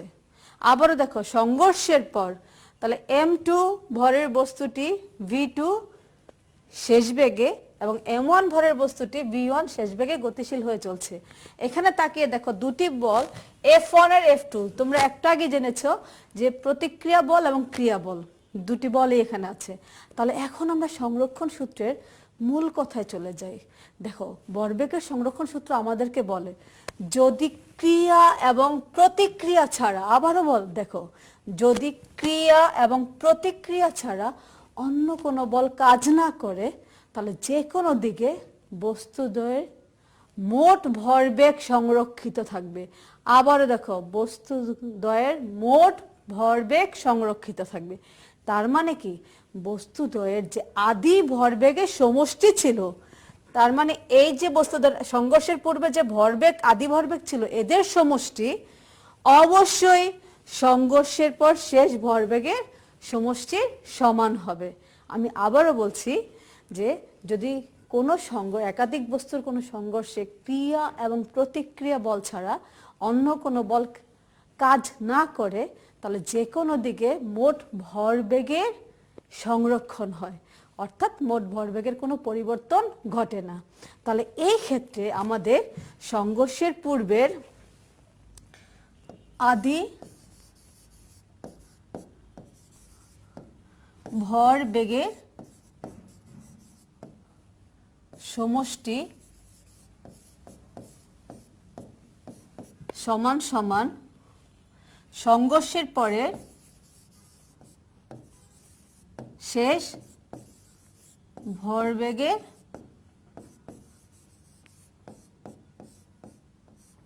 সমষ্টি সমান হবে। আবারও দেখো, সংঘর্ষের পূর্বের আদি ভরবেগের সমষ্টি এবং সংঘর্ষের পরে শেষ ভরবেগের সমষ্টি সমান হবে। তাহলে আমরা যদি সূত্র আকারে লিখতে চাই, কি লিখব? দেখো, সংঘর্ষের পূর্বের আদি ভরবেগ, প্রথম বস্তুর দেখো m2u2 আদি ভরবেগ সমষ্টি হবে কার সাথে? দ্বিতীয় বস্তুর আদি ভরবেগের সাথে। সমান সমান দেখো, প্রথম বস্তুর শেষ ভরবেগ সমষ্টি হবে দ্বিতীয় বস্তুর শেষ ভরবেগের সাথে। তার মানে সংঘর্ষের পূর্বের ভরবেগের সমষ্টি এবং সংঘর্ষের পরের ভরবেগের সমষ্টির কোনো পরিবর্তন ঘটবে না। এটাই ভরবেগের সংরক্ষণ সূত্র। যদি আমরা আরেকটু গুছিয়ে লিখি, তাহলে আমাদের m1u1 প্লাস m2u2 সমান সমান m1v1 প্লাস m2v2। এই হচ্ছে আমাদের ভরবেগের সংরক্ষণ সূত্র। তাহলে আবারও শিক্ষার্থী বন্ধুরা দেখো, ভরবেগের সংরক্ষণ সূত্র, ক্রিয়া এবং প্রতিক্রিয়া ছাড়া অন্য কোনো বল কাজ না করলে বস্তুদ্বয়ের ভরবেগের সমষ্টির কোনো পরিবর্তন ঘটবে না, অর্থাৎ আদি ভরবেগের সমষ্টি এবং শেষ ভরবেগের সমষ্টি সমান হবে। তাহলে আমরা আবারও বলি, সেই সূত্রের রূপটা কি? m1u1 plus m2u2 equal to m1v1 plus m2v2। সবাই বুঝতে পেরেছ? আশা করি সবাই বুঝতে পেরেছ। এবার আমরা সূত্রের আরেকটু রূপ দেখব। আমরা দেখলাম যে সংঘর্ষের জন্য ভরবেগের সংরক্ষণ সূত্রের রূপ হয় m1u1 প্লাস m2u2 সমান সমান m1v1 প্লাস m2v2। এখানে v1 আর v2 কি ছিল? বস্তুদ্বয়ের শেষ বেগ। এখন যদি এরকম ঘটে যে সংঘর্ষ হলো এবং বস্তুদ্বয় আলাদা হলো না, একত্রে লেগে গেল, তার মানে কি একত্রে যুক্ত অবস্থায় তারা যে কোনো দিকে গতিশীল হচ্ছে, তাহলে একত্রে যে বেগে গতিশীল হয় সংঘর্ষের পর তাকে বলা হয় মিলিত বেগ। তাহলে সংঘর্ষের পর বস্তুদ্বয়ের যদি মিলিত বেগ থাকে এবং মিলিত বেগটি যদি ভি হয়, আবারও দেখো সংঘর্ষের পর বস্তুদ্বয়ের যদি মিলিত বেগ থাকে এবং মিলিত বেগ যদি ভি হয়, তাহলে আমরা সূত্রের রূপটিকে এরকম লিখতে পারি m1u1 প্লাস m2u2 সমান সমান m1v প্লাস m2v। তাকিয়ে দেখো, দুটি বস্তুরই শেষ বেগ ভি হয়ে গেছে। তার মানে মিলিত বেগ মানে বস্তুদের বেগের কোনো পরিবর্তন, দুটি বস্তুর শেষ বেগের পরিবর্তন ঘটবে না, একই বেগে গতিশীল হবে, তারা যুক্তভাবে একত্রে গতিশীল হবে। এখন যদি আমরা এটাকে আরেকটু দেখি, তাহলে আমরা দেখব m1u1 plus m2u2 equal to m1 plus m2 into V. এখানে আরেকটা কথা আছে, সংঘর্ষ, এতক্ষণ ধরে কিন্তু আমরা বলছি যে সংঘর্ষ হচ্ছে বস্তুদ্বয় একই দিকে গতিশীল, হ্যাঁ, একটি বস্তু সামনে একটি বস্তু পেছনে, কিন্তু বাস্তবে তো এরকম ঘটবে যে সংঘর্ষ হবে বস্তুদ্বয় বিপরীত দিকে গতিশীল? অবশ্যই হতে পারে। সেই ক্ষেত্রে কি করব আমরা? সেই ক্ষেত্রে আমরা খেয়াল করব, যদি একটি বস্তুর আদিবেগকে আমরা ধনাত্মক ধরি, অপর বস্তুর আদিবেগকে অবশ্যই ঋণাত্মক ধরতে হবে। তাহলে যেমন ধরো যে একটি বস্তু উত্তর দিক থেকে আসছে এত বেগে, অপর বস্তু দক্ষিণ দিক থেকে আসছে, তাহলে উত্তর দিকের আদিবেগকে ধনাত্মক ধরলে দক্ষিণ দিকের আদিবেগ হবে ঋণাত্মক। উল্টোভাবেও হতে পারে যে দক্ষিণ দিকের আদিবেগকে যদি আমরা ধনাত্মক ধরি, উত্তর দিকের আদিবেগ হবে ঋণাত্মক। তাহলে আমরা দেখলাম যে সংঘর্ষের অনেকগুলো রূপ আছে। একই দিকে গেলে দুটি আদিবেগই ধনাত্মক, আর যদি বিপরীত দিকে হয় তাহলে একটি বেগ ধনাত্মক হবে আদিবেগ, আর একটি আদিবেগ হবে ঋণাত্মক। এবং মিলিত বেগ যদি না হয় তাহলে প্রত্যেকেরই আলাদা শেষ বেগ থাকবে। আর যদি সংঘর্ষের পর মিলিতভাবে গতিশীল হয় তাহলে দুটি বস্তুরই শেষ বেগ অভিন্ন হবে এবং মিলিত বেগ ভি আকারে থাকবে। সেই ক্ষেত্রে আমরা দুটি সূত্রের রূপই দেখালাম। এটা হচ্ছে যখন বস্তুদ্বয়ের শেষ বেগ ভিন্ন, আর এটা হচ্ছে যখন বস্তুদ্বয়ের শেষ বেগ অভিন্ন। শিক্ষার্থী বন্ধুরা সবাই বুঝতে পেরেছো? আচ্ছা, আবারও বলো তো তাহলে, যদি বিপরীত দিকে গতিশীল হয় তাহলে আদিবেগের কি পার্থক্য থাকবে? হ্যাঁ, চিহ্নের পার্থক্য থাকবে। একটি চিহ্ন ধনাত্মক হলে অপরটির চিহ্ন হবে ঋণাত্মক। ধন্যবাদ। এবার আমরা যাচ্ছি, দেখো আমরা একটি গাণিতিক সমস্যা সমাধানে যাচ্ছি। হ্যাঁ, আমরা জানি সূত্র তোমাদের সবার আত্মস্থ হয়ে গেছে, এই জন্য একটু আমরা প্রয়োগ করতে চাচ্ছি সূত্রটিকে। 12 কেজি ভরের এ বস্তু 9 মিটার পার সেকেন্ড বেগে গতিশীল। আবার দেখো 12 কেজি ভরের এ বস্তু 9 মিটার পার সেকেন্ড বেগে গতিশীল। একই দিকে পিছন থেকে, আবার দেখো একই দিকে পিছন থেকে 8 কেজি ভরের বি বস্তু 12 মিটার পার সেকেন্ড বেগে গতিশীল। সংঘর্ষের পর বি বস্তু 15 মিটার পার সেকেন্ড বেগ প্রাপ্ত হলে এ বস্তুর শেষ বেগ কত? তাহলে আমাদের এখানে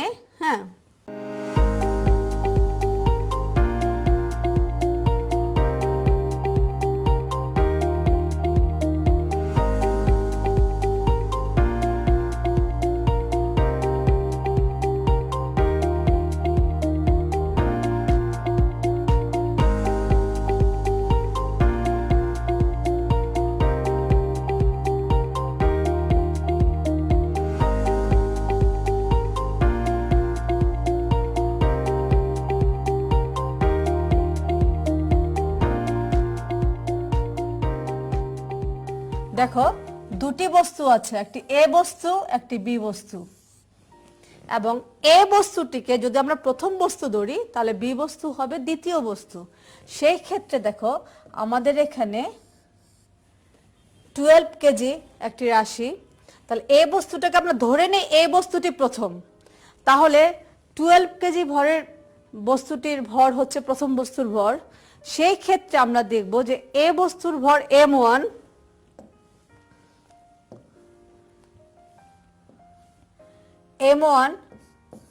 12 কেজি। দেখো এ বস্তুর আদিবেগ 9 মিটার পার সেকেন্ড বেগে গতিশীল, তার মানে আদিবেগ 9 মিটার পার সেকেন্ড। দেখো বি বস্তুর ভর m2 8 কেজি, বি বস্তুর আদিবেগ 20 মিটার পার সেকেন্ড,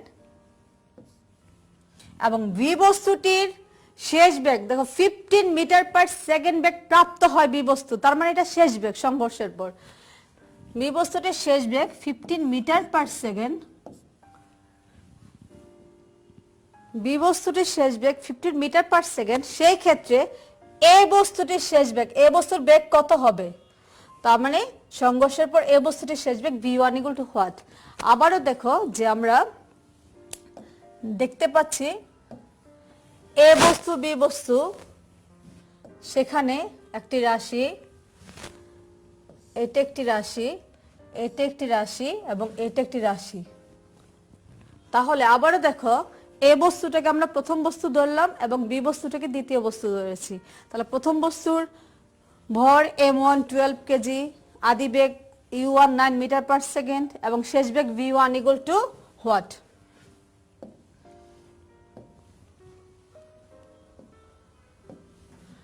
আর বি বস্তুর ভর দেওয়া আছে 8 কেজি, আদি বেগ 20 মিটার পার সেকেন্ড এবং শেষ বেগ v2 15 মিটার পার সেকেন্ড। তাহলে এখন আমরা এই এতগুলো রাশিকে একসাথে করার একটাই সূত্র আছে, সেটা হচ্ছে ভরবেগের সংরক্ষণ সূত্র। তাহলে ভরবেগের সংরক্ষণ সূত্রে আমরা জানি যে m1 u1 plus m2 u2 equal to m1 v1 plus m2 v2। এখন v1 ইকুয়াল টু, তাহলে কি হবে, এই সবগুলো সমীকরণকে আমরা মান বসাবো, প্রত্যেকটি রাশির মান বসাবো, মান বসিয়ে দেখতে পাবো v1 হবে 12.33 মিটার পার সেকেন্ড। তাহলে আমরা কি পেলাম, এই বস্তুর শেষ বেগ হচ্ছে 12 মিটার পার সেকেন্ড। তো সবার সুবিধার জন্য আবারও বলছি, দেখো যে ভরবেগের সংরক্ষণ সূত্র অনুযায়ী আমরা সূত্রটি দেখেছি m1 u1 plus m2 u2 সমান সমান m1 v1 plus m2 v2 এবং সেখানে দেয়া আছে যে রাশিগুলো তার বিভিন্ন মান বসিয়েছি, মান বসিয়ে দেখতে পেয়েছি v1 হয়েছে 12.33 মিটার পার সেকেন্ড। তার মানে এই বস্তুর শেষ বেগ হবে 12 মিটার পার সেকেন্ড। সবাই বুঝতে পেরেছো? আশা করি সবাই বুঝতে পেরেছো।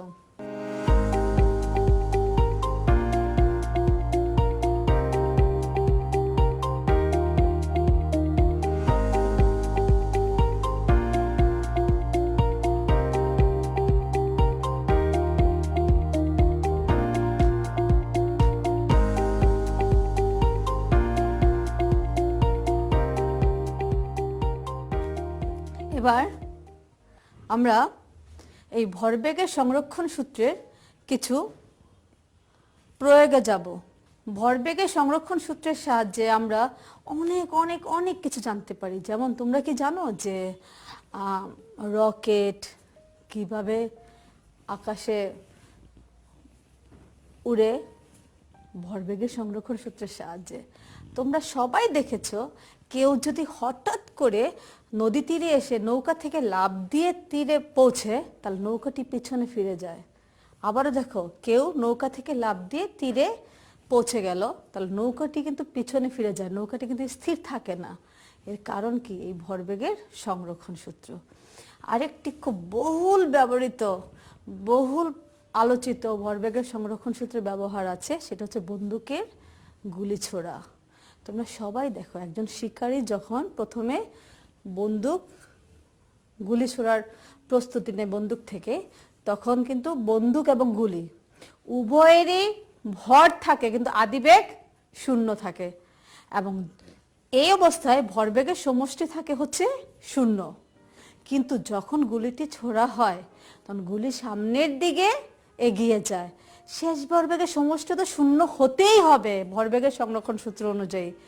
ফলে বন্দুকটিকে পেছনে গতিশীল হতে হয় ভরবেগের সংরক্ষণ সূত্রকে মেনে চলার জন্য। এই যে বন্দুকটি পেছনের দিকে গতিশীল হয়, বন্দুকের এই গতিকে বলা হয় পশ্চাৎ গতি এবং বন্দুকের এই বেগটিকে বলা হয় পশ্চাৎ বেগ।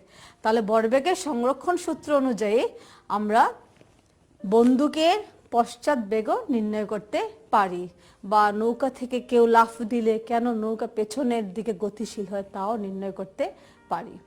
এগুলো হচ্ছে ভরবেগের সংরক্ষণ সূত্রের প্রয়োগ। তো বন্ধুরা এসো আমরা আরেকটু দলীয় কাজ করি, নিজে নিজে করবে, করে তারপর আবার স্কুলের বন্ধুদের সাথে মিলাবে এবং তোমার বিষয় শিক্ষককেও দেখাবে যে তুমি সঠিকভাবে করেছো কিনা। আগে নিজে করবে, তারপর দলীয়ভাবে সবাই মিলে সেটা দেখবে যে ঠিক করেছো কিনা, তারপর বিষয় শিক্ষককে দেখাবে।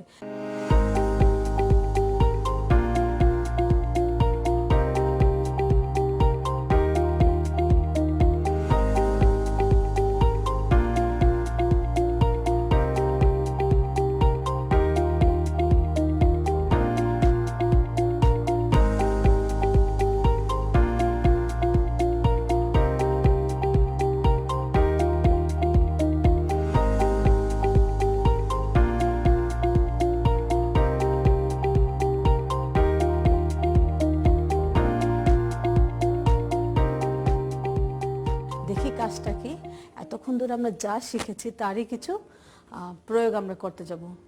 সবাই দেখো, 4 কেজি ভরের একটি বস্তু 3 মিটার পার সেকেন্ড বেগে পূর্ব দিকে গতিশীল। আবারও দেখো, পূর্ব দিকে গতিশীল।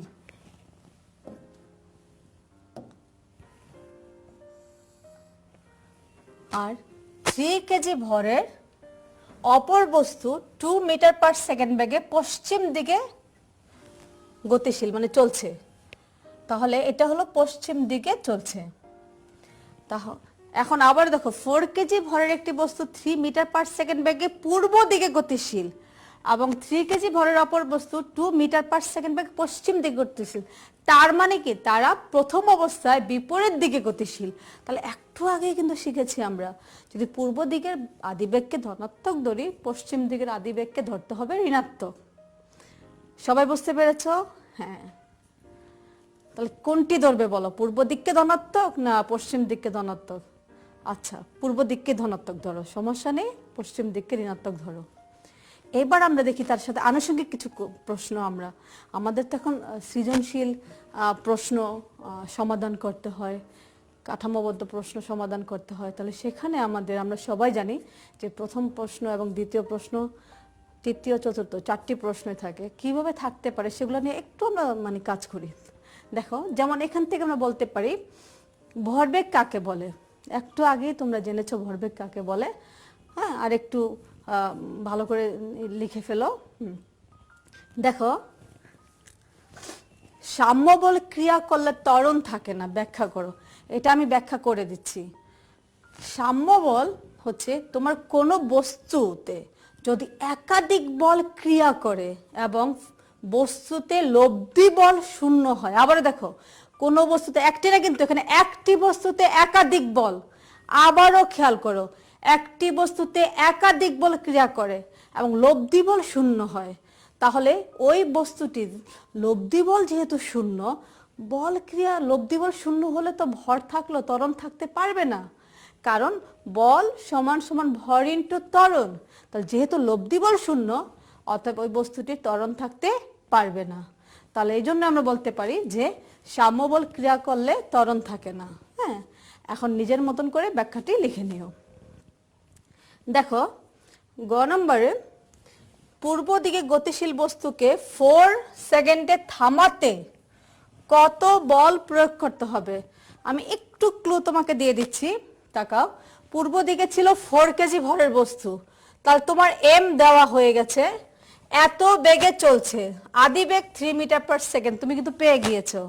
এখন দেখো 4 সেকেন্ডে মানে কি সময়, আর থামাতে, যখন একটা বস্তুকে থামানো হয় তার শেষ বেগ হয়ে যায় 0।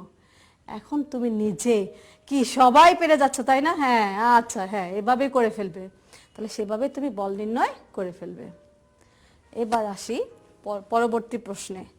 দেখো, সংঘর্ষের পর বস্তুদ্বয় মিলিতভাবে কত বেগে গতিশীল হতে পারে গাণিতিক যুক্তি সহকারে দেখাও।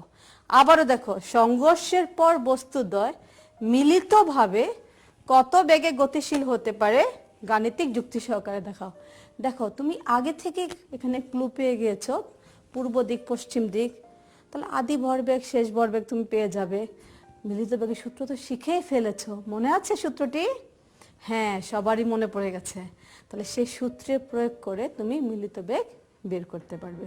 তা আশা করি সমস্যাটি সবাই সমাধান করতে পারবে। হ্যাঁ, এছাড়াও যদি কোনো সমস্যা হয়, কিশোর বাতায়নে ক্লাসটি থাকবে, তোমরা সেখান থেকে দেখে নিতে পারবে।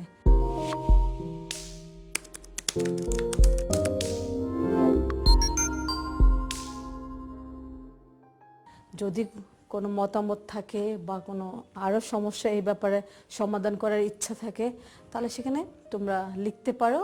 আমরা আমাদের যথাসাধ্য চেষ্টা করব সমস্যা সমাধান করার জন্য। এতক্ষণ ধরে আমাদের সাথে থাকার জন্য শিক্ষার্থী বন্ধুরা সবাইকে ধন্যবাদ। হ্যাঁ, আবারও বলছি, পদার্থবিজ্ঞান একটি সহজ এবং আনন্দময় সাবজেক্ট। মনের মাধুরী মিশিয়ে মজা নিয়ে একদম সাবলীলভাবে বিষয়টি বুঝে ফেলবে, দেখবে যে অত্যন্ত সহজ একটি সাবজেক্ট এবং সাথে সাথেই পড়া হয়ে যায়।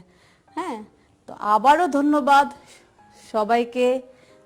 আমাদের সাথে থাকার জন্য।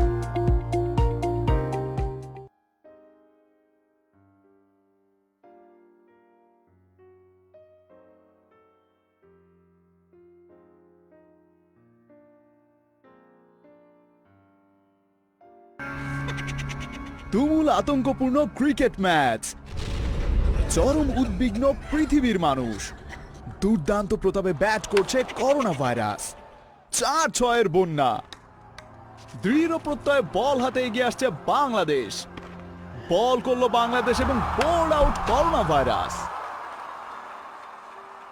কিন্তু এ কি করলেন আম্পায়ার? 1 আঙুল না তুললেন 3 আঙুল। সবাই অবাক, কেন 3 আঙুল? তবে কি নো বল হয়েছে? আম্পায়ার বললেন 3 ভাবে আমরা করোনা ভাইরাসকে বোল্ড আউট করতে পারি। ঘন ঘন সাবান ও পানি দিয়ে অন্তত 20 সেকেন্ড ধরে হাত ধুই। প্রয়োজনে হ্যান্ড স্যানিটাইজার ব্যবহার করি। হাঁচি কাশির সময় টিস্যু পেপার, কাপড় অথবা বাহুর ভাঁজে মুখ ও নাক ঢেকে রাখি এবং নিয়মানুযায়ী হাত পরিষ্কার করি। জরুরি প্রয়োজন ছাড়া ঘরের বাইরে না যাই এবং জনসমাগম এড়িয়ে চলি আর সামাজিক দূরত্ব বজায় রাখি। চলুন আমরা সবাই করোনা ভাইরাসকে করি bold out.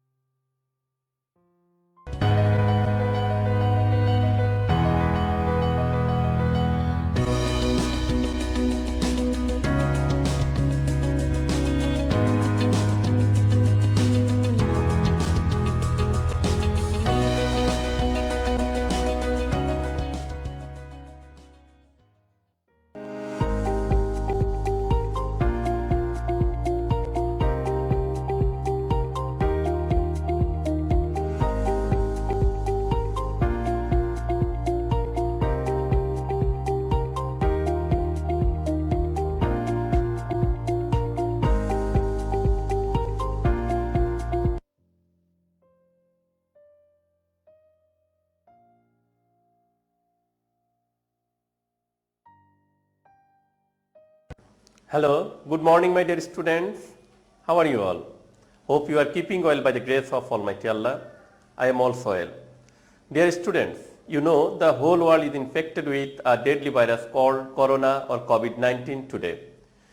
Due to this, all schools in our country are closed in order to prevent the transmission of virus. That is why our government has taken a decision to continue classes through Sangsad Bangladesh Television. I welcome you all to Amar Gore Amar School program. Today I am going to teach you a lesson from class 9 and 10 English for today, English first paper. So dear student, take your book out of the bag and sit in front of the TV set, and I hope you will enjoy the class with full attention. Look at the picture given in the book. What can you see in the picture? Please try to understand. What can you see in the picture? Right.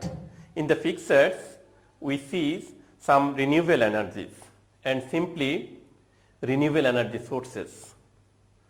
So dear students, at first I would like to ask you some questions. So look at the board. The first question is, what do we use for making fire to cook our food or boil water? What are these things called?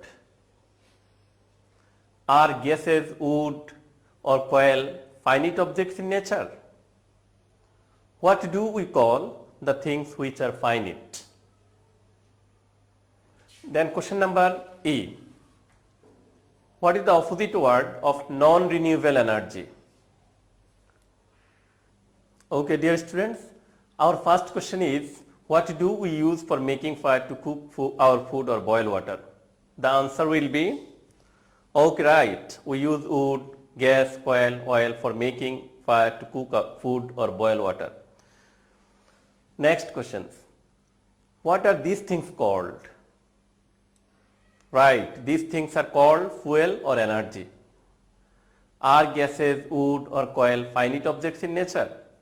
Yes, gases, wood or coils are finite objects in nature. What do we call the things which are finite? The things which are finite are called non-renewable energy. What is the opposite word of non-renewable energy? Yes, the opposite word of non-renewable energy is renewable energy. Can you tell me what we will discuss today? Right, we will discuss today about renewable energy sources. So, dear students, open your book, page number 140, Unit 11, Lesson 1. Our today's lesson is Renewable Energy Sources 1. At first, learning outcomes. After we have studied this unit, we will be able to describe familiar objects, participate in conversation, discussion, read intensively and extensively, write formal letters. Renewable energy sources 1. Dear students, look at the pictures. Discuss with your partners. As you know, it is impossible here. So discuss with your partners with these pictures show, and when and where people use them, write the name of each item under the pictures. So look at the pictures. Here you see about 12 types of bulbs.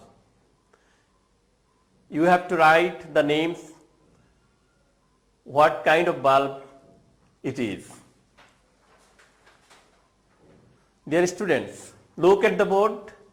Here you see about 12 types of bulbs. You have to write the name of each bulb under it. Here you see headlight, gas light, hurricane lamp, electric bulb, tube light, stage light, candle light, energy saver bulb, table lamp, charger light, searchlight, oil lamp. Dear students, try to mention. Right, the first one is hurricane lamp. The second one is electric bulb. The third one is candle light. Right, the fourth one is table lamp. And the fifth one is energy saver bulb. The sixth one is tube light. The seventh one is headlight. The eighth one is searchlight. Then, right, stage light.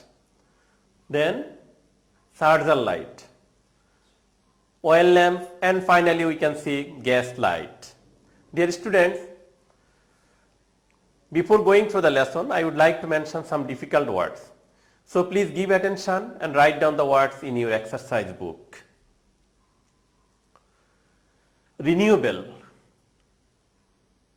The word renewable means replaceable, reusable, or capable of being renewed. Then load shedding. Dear students, it's a very familiar term. All of you are familiar with this term, load shedding. What is load shedding? Load shedding means power cut. Can you tell me what is load shedding? Right, load shedding means the discontinuity of supply of electricity for short or long time. Then temperature. Temperature means degree of heat and cold. Then shoot up. The word shoot up means increase, accelerate, to grow very quickly. Humidity. Humidity means, okay, right, wetness, damp, moisture. Then frequent. The word frequent means often, recurrent, again and again. Splash. The word splash means spray or sprinkle. Unbearable. The word unbearable means, right, intolerable. Shortage. Shortage means scarcity or deficit. Shortage, the word shortage comes from short, S-H-O-R-T, short. Short is an adjective and shortage is a noun. Unavoidable. Unavoidable means essential, necessary, irresistible. Write down the word in your exercise book. Okay. Dear students, now read the text very carefully. At first I am going through the whole passage. Sohan lives in a village in the southwest part of Bangladesh. Dear student, do you know which district is situated in the southwest part of Bangladesh? Right. This is Khulna. Khulna district is situated in the southwest part of Bangladesh. Last night he could not sleep. His sister had the SSC exam next morning. She could not read either. There was load shedding. The summer night being sticky hot. Life became hell without electricity. Most of their area remained dark for hours due to power shortage. In May to June, temperature shoots up to 40 degrees Celsius. With almost 90% of humidity. Humidity means wetness, damp or moisture. With almost 90% of humidity in the atmosphere means surrounding or environment. It becomes all sweat, wet, damp and stinky. The word stinky means bad smell. When you are busy fanning yourself all the time, how can you concentrate on studies? Concentrate means pay attention to. Concentrate means pay attention to. If you are busy fanning yourself, how can you concentrate? You cannot concentrate your mind on studies.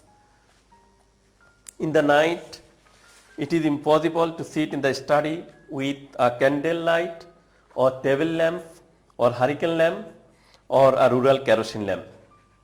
People simply comes out of houses almost bare-bodied and sit in the open places. Some splash. Splash means sprinkle or spray. Some splash cold water on their faces.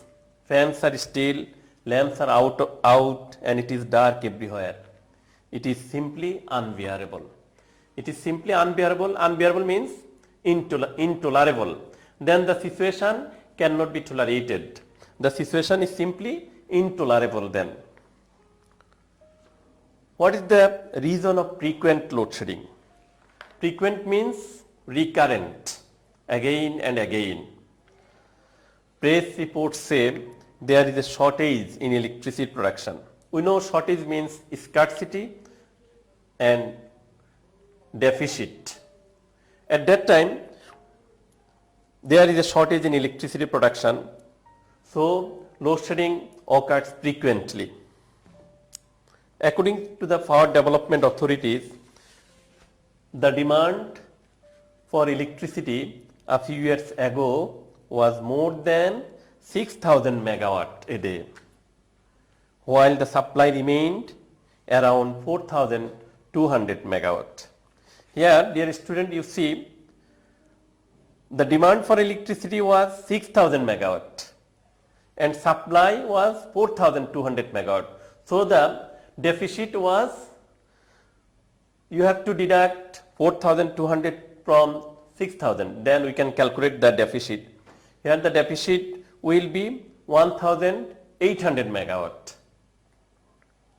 In the rural areas, the Rural Electrification Board, REB, REB stands for Rural Electrification Board. Could supply barely half of the total demand, which was around 2,400 megawatt per day. Here barely means scarcely, rarely or hardly. That means rural electrification could not supply. Rural Electrification Board was unable to supply half of the total demand, which was around 2,400 megawatt per day. In the capital city, the demand stood at around 1,400 megawatt, while the supply amounted to 650 megawatt. Here you see, in the capital city, the demand was about 1,400 megawatt, but the supply was only 650 megawatt. So the deficit was 1,400 minus 650. Then we can see 750 megawatt. Deficit was 750 megawatt. As a result, load shedding is unavoidable for the time being. Unavoidable means essential, necessary. Then load shedding is necessary. Then load shedding cannot be avoided for the time being. But situation is improving very fast. It's a very optimistic view for us that the situation is improving very fast. Now we rarely see load shedding. Now load shedding occurs very rarely. Here, dear students, MW stands for megawatt. Megawatt is the unit to measure electricity. So, dear student, what do we learn from this passage? Here we have discussed about a very familiar terms, that is load shedding. Load shedding means the discontinuity of supply of electricity for short or long time. It has become a common incident in our country. Like some areas of our country, Swans village is badly affected by it. It paralyzes the daily activities of people. Most of the areas are engrossed in darkness. People of all classes suffer due to load shedding. But the students are the worst sufferers. That means you are the worst sufferers when the load shedding occurs. Students cannot concentrate their mind on studies. They remain busy fanning themselves. During summer, temperatures as well as humidity increases. The weather becomes very hot. People are compelled to use candle lights or table lamps or hurricane lamps at night while load shedding occurs. Their sufferings beggar description. So, we should try to minimize frequency of load shedding with our joint efforts. So, my dear students, now read the text again and fill in each gap with a suitable word based on the information of the text. I am giving you a fill in the gaps, and please try to fill in each gap with a suitable word based on the information of the text. Bangladesh is dash a country where there are many dash. Load shedding is one of them. It is a dash for our country. It slows down the economic dash and hampers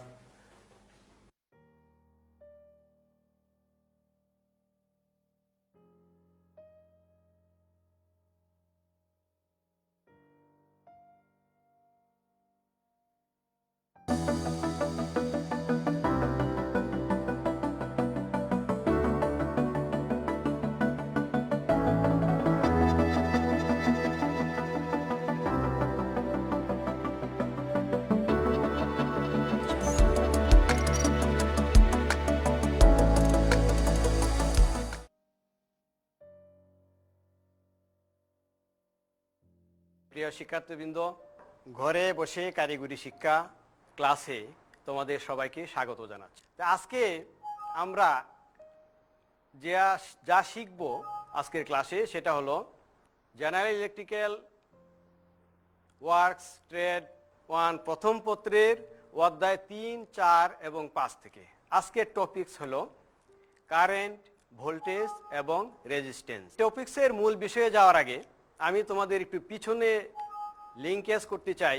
তোমরা ইতিমধ্যে জেনেছো যে এই যে current কোত্থেকে আসলো এবং আমাকে তোমরা দেখতে পাচ্ছ কিভাবে। এখন যদি অন্ধকার হয়ে যায় তোমরা কি আমাকে দেখতে পাবে?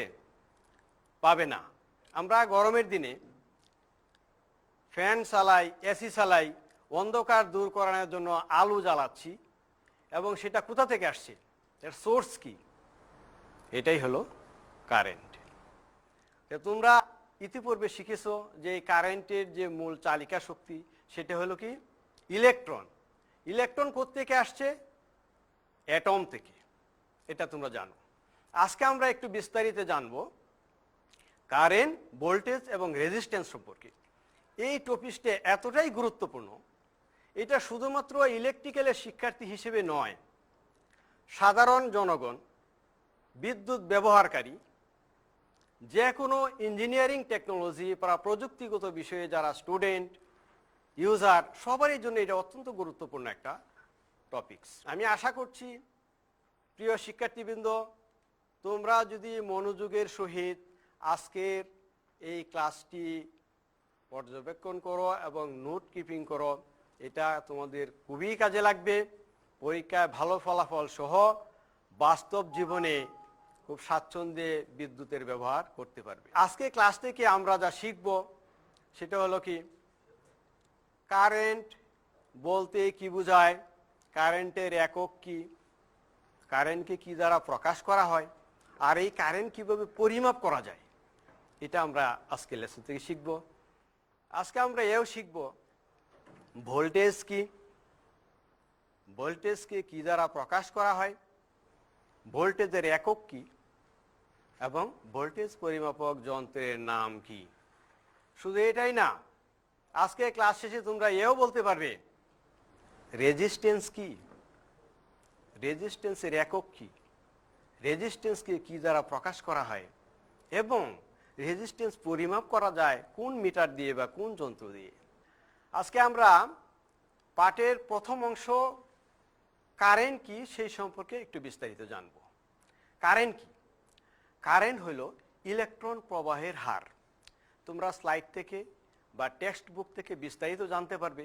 আমি যে অংশটুকু বলতে চাচ্ছি সেটা একেবারে কোর নলেজ।